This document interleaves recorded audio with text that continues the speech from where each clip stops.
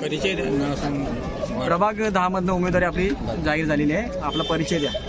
नमस्कार, मी शीतल अंकुश माळवे. मी आज प्रभाग 10 मधून अर्ज दाखल केलेला आहे.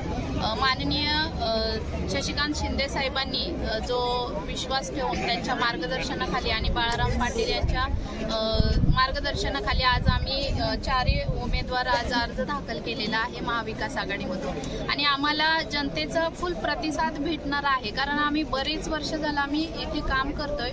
सोशल फाउंडेशनच्या माध्यमात असू किंवा अजून काही असू, तरी आमच्या कार्याला बघून आम्हाला बरा प्रतिसाद भेटेल असं आम्हाला वाटते आणि भेटणार. धन्यवाद. दीपक पाटील, प्रभाग क्रमांक 10 मधून शेतकरी कामगार पक्ष आणि महाविकास आघाडीतर्फे माझा निवडणुकीचा अर्ज दाखल केलेला आहे. तरी शेतकरी कामगार पक्षाने माझ्यावर जो विश्वास दाखवून मला उमेदवारी दिली आहे त्याबद्दल मी आभार व्यक्त करते. धन्यवाद. प्रभाग क्रमांक 10 मधून आज आपण चौघांनी उमेदवारी अर्ज भरलेले आहेत. महाविकास आघाडीचे अर्ज आज भरण्यात आलेले आहेत, तर काय सांगाल?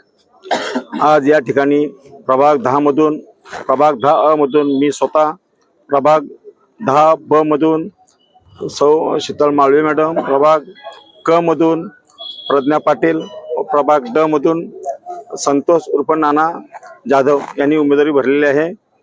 आणि आम्ही 4ही उमेदवारी शेतकरी कामगार पक्षाचेच उमेदवार आहोत. कोणते विकासाचे मुद्दे आपण घेऊन या निवडणुकीत उतरलेला आहात?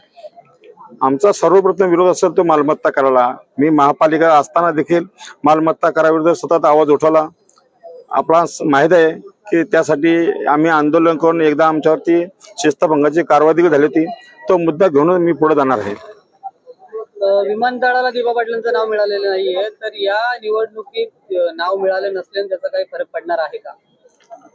विमानतळाला नक्कीच दिबा पाटलांचं नाव मिळावं अशी आमच्या पक्षाची भूमिका आहे. आणि मी पण त्या पक्षाचा एक समर्थक म्हणून आहे आणि मिळण्यासाठी प्रयत्न व्हावा असा माझा हे असेल प्रयत्न असेल. आपल्या उमेदवारांनी खऱ्या अर्थाने प्रभाग 10 पूर्ण महापालिकेचं केंद्र बिंदू ठरलेलं आहे. प्रभाग 10 आणि तिथं आपण स्वतः थेट लढत आहे महाविकास आघाडीकडनं.